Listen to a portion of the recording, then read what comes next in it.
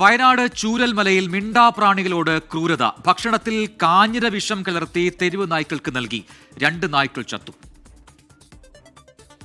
രാവിലെ ഞാൻ ഫുഡ് കൊടുക്കാൻ വരുമ്പോൾ കണ്ടൊരു ദയനീയമായിട്ടുള്ള ഒരു കാഴ്ചയാണ്. വളരെയധികം നെഞ്ഞ് പൊട്ടുകയാണ്. ഞാൻ 5 മാസമായി ഇവിടെയുള്ള നായ്ക്കുട്ടികൾക്കും മുണ്ടക്കയത്തെ പൂച്ചകൾക്കും ഒറ്റപ്പെട്ട മൃഗങ്ങൾക്ക് ഞാൻ ഫുഡ് കൊടുക്കില്ല. ഇന്ന് രാവിലെ ഞാൻ ഫുഡ് കൊടുക്കുന്ന സമയത്ത് ഒരു നായ് പെടയാണ്. അങ്ങനെ ഈറ്റെങ്കിൽ വെള്ളം കൊടുക്കുമ്പോഴാണ് തൊട്ടടുത്തുള്ളൊരു കാക്ക വന്നിട്ട് പറഞ്ഞു ചായക്കട നടത്തുന്നത്. കവർ നോക്കിയപ്പം അതിൽ ചിക്കൻ്റെ വേസ്റ്റ്, കാഞ്ഞിരത്തിൽ ഈ വേസ്റ്റ് തിളപ്പിച്ചിട്ട് ഈ നായ്ക്കൾക്ക് കൊടുത്തുകയാണ്. ഈ വായുവിണ്ട പ്രാണികളോട് ഇങ്ങനെ ഒരു ക്രൂരത കാണിക്കുന്ന ആൾക്കാരൊക്കെ എത്രയും പെട്ടെന്ന് അവരെ കണ്ടെത്തിയിട്ട് അതിനെതിരെ അവർക്ക് നടപടി സ്വീകരിക്കണം എന്നാണ് എനിക്ക് പറയാനുള്ളത്. സുജിത്ത് അയ്യപ്പത്ത് വയനാട്ടിൽ നിന്ന് ചേരുന്ന വിവരങ്ങളുമായി. സുജിത്ത്, ഈ തെരുവ് നായ്ക്കളുടെ ശല്യം അത് കേരളത്തിലെ എല്ലാ ജില്ലകളിലുമുണ്ട്. അതൊരു വസ്തുതയാണ്. നിരന്തരം ഓരോ ദിവസവും അത്തരത്തിൽ തെരുവ് നായ ആക്രമണത്തിന്റെ വാർത്തകളൊക്കെ നമ്മൾ റിപ്പോർട്ട് ചെയ്യുന്നതാണ്. പക്ഷേ ഇതിപ്പോൾ മറ്റൊരു വിഷയമാണ്. ഈ തെരുവ് നായ്ക്കളെ ഈ വിധത്തിൽ അതിക്രൂരമായി ഇങ്ങനെ വിഷം കൊടുത്തു കൊല്ലുന്നു എന്നുള്ളത്. അത് എന്താണ് വയനാട്ടിൽ സംഭവിച്ചതെന്നാണ് മനസ്സിലാക്കാൻ കഴിയുന്നത് സുജിത്ത്?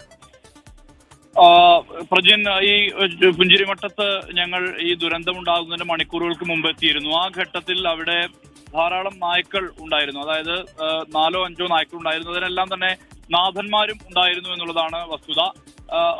അതിന്റെ ഓരം പറ്റിയായിരുന്നു, ആ ആളുകളുടെ എല്ലാം ഓരം പറ്റിയായിരുന്നു ഈ തെരുവുനായ്ക്കൾ നിന്നിരുന്നത്. തെരുവുനായ്ക്കൾ എന്ന് പറയാൻ കഴിയില്ല, നാഥന്മാരുണ്ടായിരുന്നു എന്നുള്ളത് തന്നെയാണ് വാസ്തവം. പക്ഷേ ഈ ഉറ്റവരെല്ലാം തന്നെ ഈ ദുരന്തത്തിന്റെ ഭാഗമായി മരിച്ചു. പക്ഷേ അതിനുശേഷമാണ് ഈ നായ്ക്കളെല്ലാം തന്നെ അനാഥരാകുന്ന ഒരു അവസ്ഥ ഉണ്ടായത്. അതെല്ലാം ഈ ചൂരൽമല മുണ്ടക്കൈ പ്രദേശത്ത് അലഞ്ഞു തിരിയുന്ന ഒരു അവസ്ഥ കൂടി ഉണ്ടായിട്ടുണ്ട്. ഇതിന്റെ ഭാഗമായി പല സന്നദ്ധ പ്രവർത്തകരും എല്ലാം തന്നെ അതിന് ഭക്ഷണം എത്തിക്കുന്ന ഒരു രീതി കൂടിയുണ്ട്. ഒരുപക്ഷെ നാട്ടിൽ വലിയ അലോസരം ഉണ്ടാക്കുന്ന ഒരു സ്ഥിതി ഉണ്ടെന്ന് നാട്ടുകാർ നേരത്തെ പരാതിയൊക്കെ പറഞ്ഞിരുന്നതാണ്. പക്ഷേ ഇങ്ങനെ ഒരു അവസ്ഥ, അതായത് ഇന്ന് രാവിലെ വിനുലാൽ എന്ന് പറയുന്ന ആൾ മുണ്ടക്കൈക്കാരനാണ്. ഉറ്റവരെ നഷ്ടപ്പെട്ട ഒരാൾ കൂടിയാണ് വിനുലാല്. വിനുലാല് കമ്പളക്കാടാണ് ഈ ദുരന്തത്തിന് ശേഷം വാടകയ്ക്ക് താമസിക്കുന്നത്.